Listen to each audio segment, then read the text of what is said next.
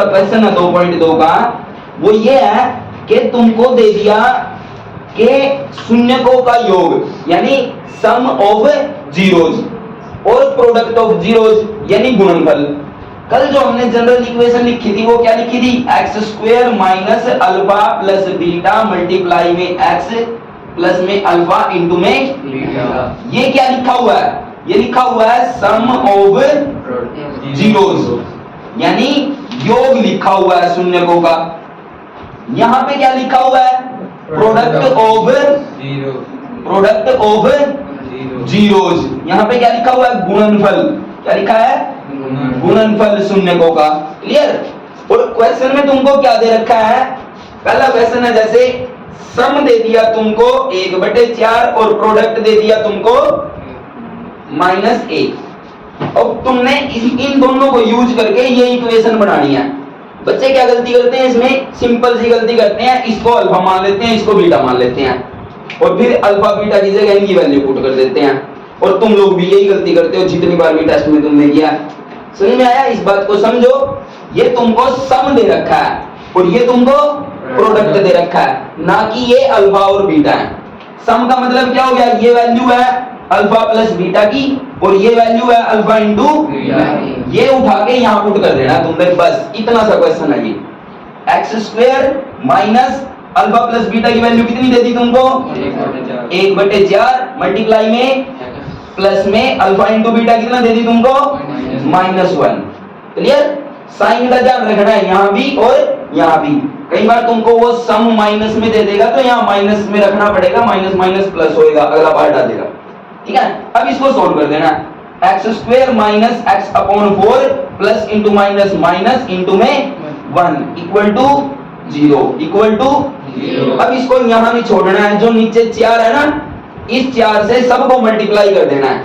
X square को करेंगे तो 4x स्क्वायर, एक्स अपॉन 4 को 4 से मल्टीप्लाई करेंगे तो 4 कट जाएगा, क्या बचेगा, 1 को 4 से करेंगे तो माइनस का और 0 को 4 से करेंगे तो 0। ये तुम्हारा आंसर हो गया। समझ में आ गया। ये अल्फा और बीटा नहीं है, ये अल्फा और बीटा का सम है, ये अल्फा और बीटा का प्रोडक्ट है। गलती मत करना, बहुत आसान क्वेश्चन है, पेपर में हर बार आता है इस टाइप का। समझ में आ गया। अब इसका सेकंड पार्ट करते हैं। सब में यही जनरल सिचुएशन है।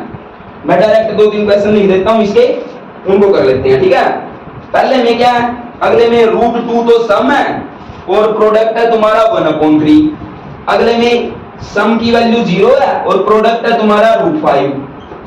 और एक फिफ्थ पार्ट कर लेते हैं जिसमें सम तो दे दिया तुमको -1/4 और प्रोडक्ट तुमको दे दिया 1/4।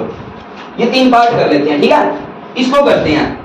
पहले तो यही लिखो, एक्स स्क्वायर, फिर कौन है माइनस, सम की जगह पे क्या लिखेंगे, √2 मल्टीप्लाई में एक्स और प्रोडक्ट की जगह पे क्या लिखेंगे और बराबर क्या है 0।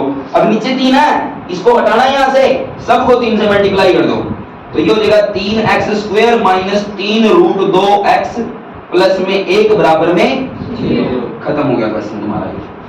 यहां पे भी ऐसा ही करना है। इसी इक्वेशन में x square minus alpha plus beta की वैल्यू कितनी है, 0 मल्टीप्लाई में क्या होता है एक्स प्लस में प्रोडक्ट कितना दे रखा है, √3 है, √5 है, जो भी है √5 है तो √5 ले लेते हैं।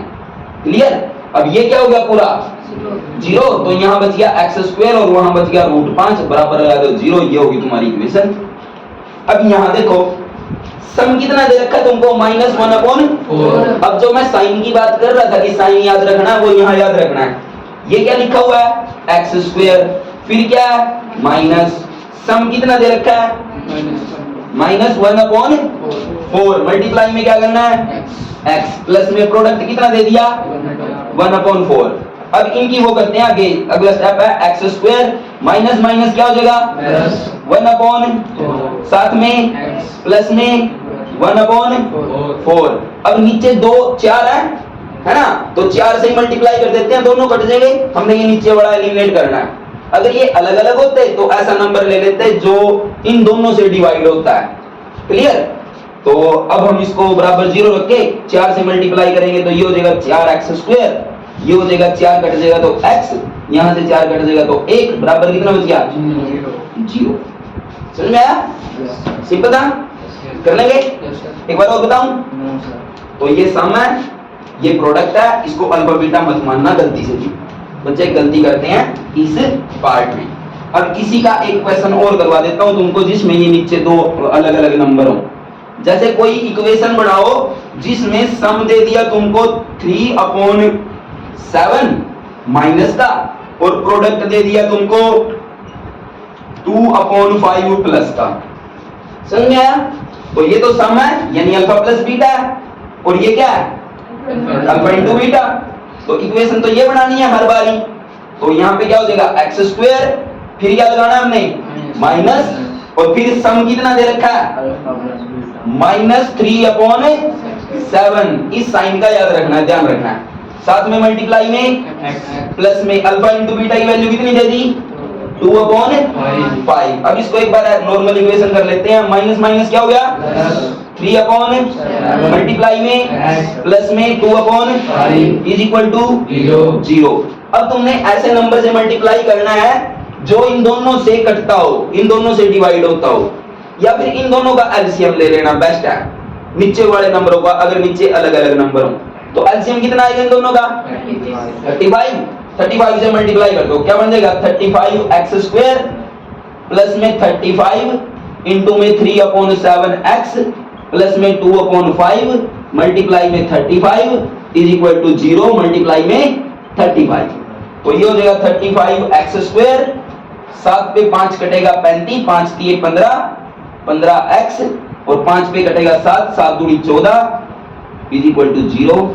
ये तुम्हारी हो जाएगी इस सिचुएशन की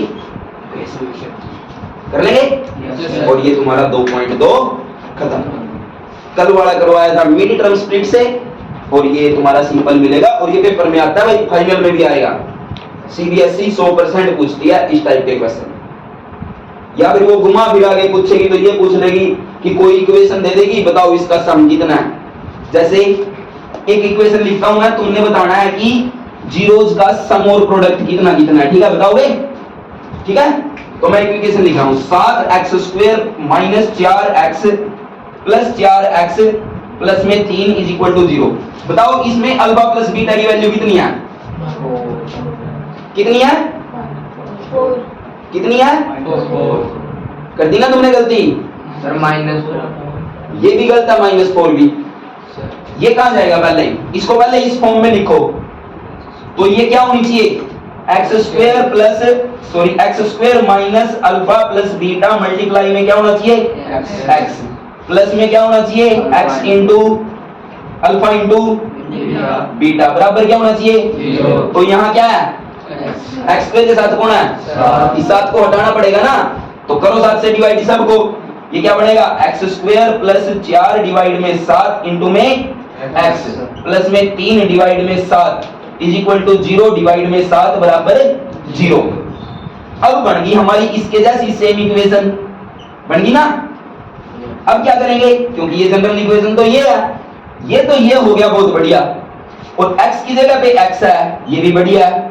अल्फा इंटू बीटा की जगह पे क्या आया 3/7, तो अल्फा इंटू बीटा की वैल्यू क्या होगी 3/7। अब यहाँ देखो x को छोड़ दो, बाकी भी तो इक्वल ही है क्योंकि जनरल इक्वेशन है। तो ये क्या हो जाएगा माइनस अल्फा प्लस बीटा बराबर में 4/7। तो अल्फा प्लस बीटा की वैल्यू कितनी हो जाएगी -4 डिवाइड में 7। समझ में आया? क्लियर? अब एक इक्वेशन और लिख रहा हूं, तुमने बताना है कि उसका सम और प्रोडक्ट क्या होगा। ये पूछ सकता है वो घुमा के, ज्यादा से ज्यादा इससे कुछ नहीं, इससे ज्यादा कोई कॉम्प्लिकेशन नहीं कर सकता हो इस क्वेश्चन में। ठीक है, 7x² माइनस 5x प्लस में 3 इज इक्वल टू 0। तो पहले मेरे को किस फॉर्म में लेके जाना पड़ेगा इसको, x² minus alpha plus beta multiply में x प्लस में अल्फा इंटू में बीटा। बताओ इस इक्वेशन में सम की वैल्यू क्या होगी? Very good. देखो तो 7 से बात करो इसको, x² माइनस 5/7 इंटू में x प्लस में 3/7 इज इक्वल टू 0। x हो गया, ये प्रोडक्ट की जगह पे ये आ गया 3/7, और सम की जगह पे माइनस की जगह कौन है माइनस। कोई प्रॉब्लम नहीं है, तो ये भी हो गया। अब x की जगह पे ये x हो गया, ये भी कोई प्रॉब्लम नहीं है। बच गया कौन? अल्फा प्लस बीटा, और अल्फा प्लस बीटा की वैल्यू कितनी आई है? 5/7। अगर यहाँ पे प्लस होता तो अल्फा प्लस बीटा की वैल्यू क्या आ जाती? -5/7, क्योंकि जनरल इक्वेशन में यहाँ पे क्या होता है? माइनस। समझ में आ गया?